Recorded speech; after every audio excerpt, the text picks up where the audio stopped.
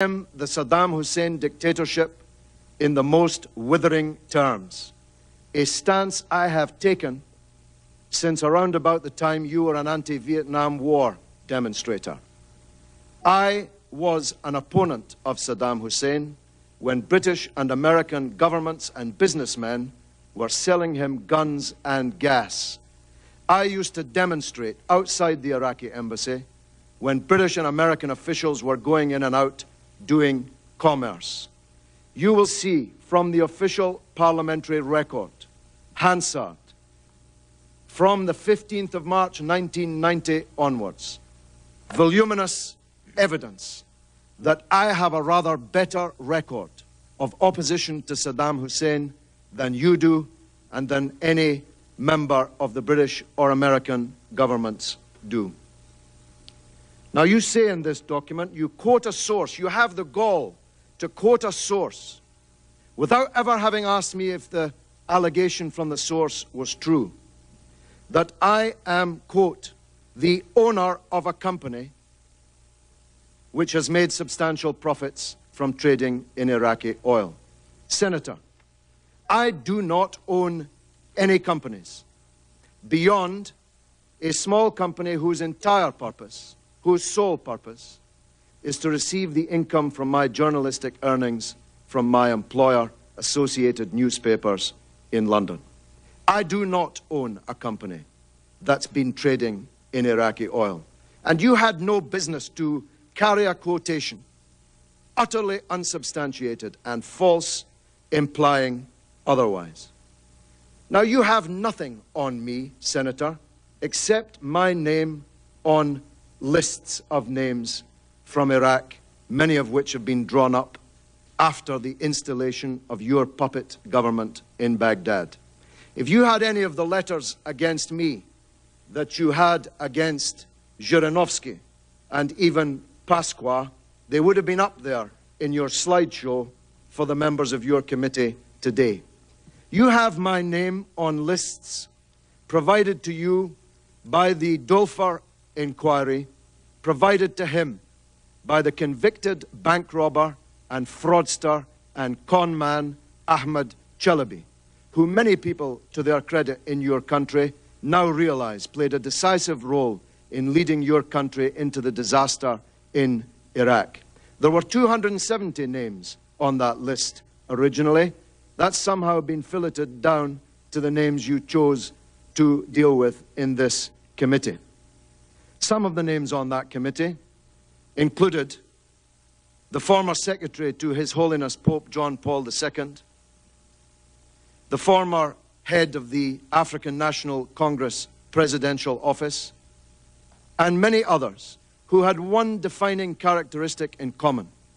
They all stood against the policy of sanctions and war which you vociferously prosecuted and which has led us to this disaster.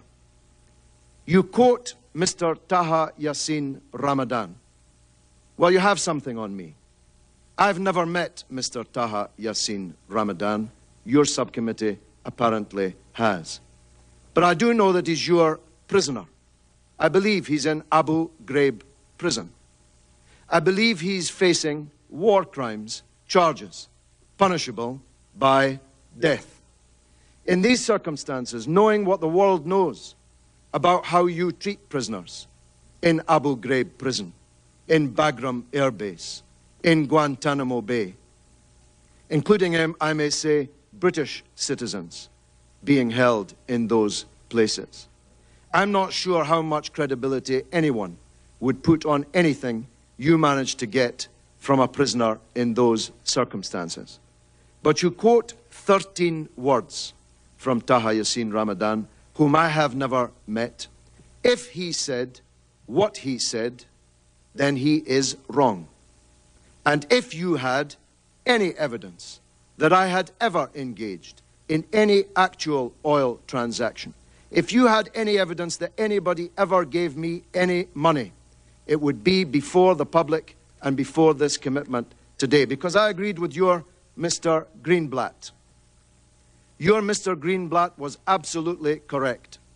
What counts is not the names on the paper. What counts is where's the money, Senator? Who paid me hundreds of thousands of dollars of money? The answer to that is nobody. And if you had anybody who ever paid me a penny, you would have produced them here today. Now you refer at length to a company named in these documents as Iridio Petroleum. I say to you under oath here today, I have never heard of this company. I have never met anyone from this company. This company has never paid a penny to me, and I'll tell you something else. I can assure you that Iridio Petroleum has never paid a single penny to the Mariam Appeal campaign. Not a thin dime. I don't know who Iridio Petroleum are, but I dare say if you were to ask them, they would confirm that they have never met me or ever paid me a penny. Whilst I'm on that subject, who is this senior former regime official that you spoke to yesterday? Don't you think I have a right to know? Don't you think the committee and the public have a right to know who this senior former regime official you were quoting against me, interviewed yesterday, actually is? Now, one of the most serious of the mistakes that you have made in this set of documents is, to be frank, such a schoolboy howler as to make a fool of the efforts that you have made.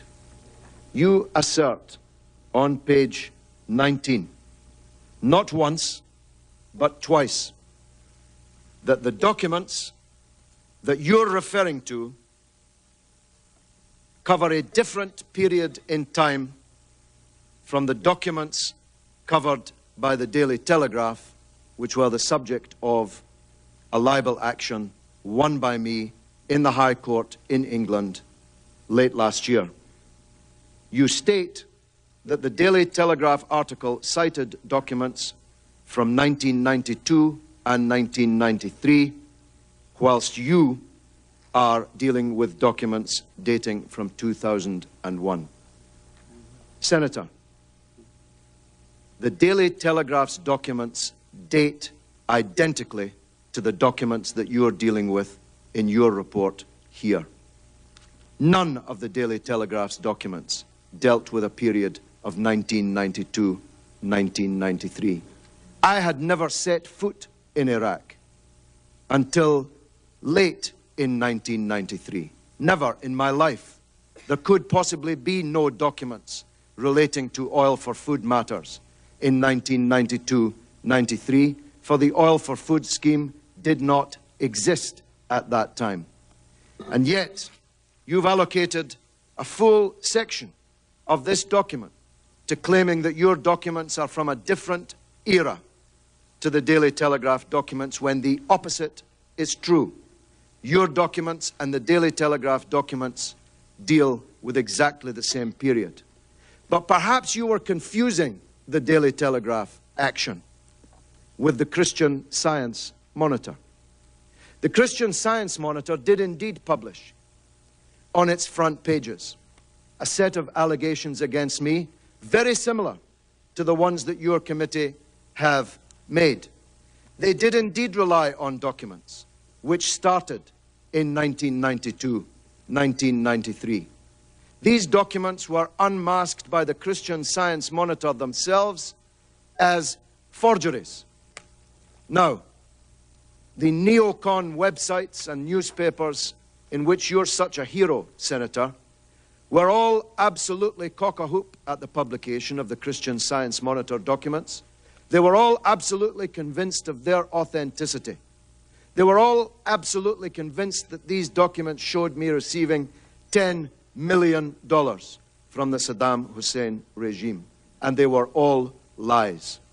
In the same week as the Daily Telegraph published their documents against me, the Christian Science Monitor published theirs, which turned out to be forgeries,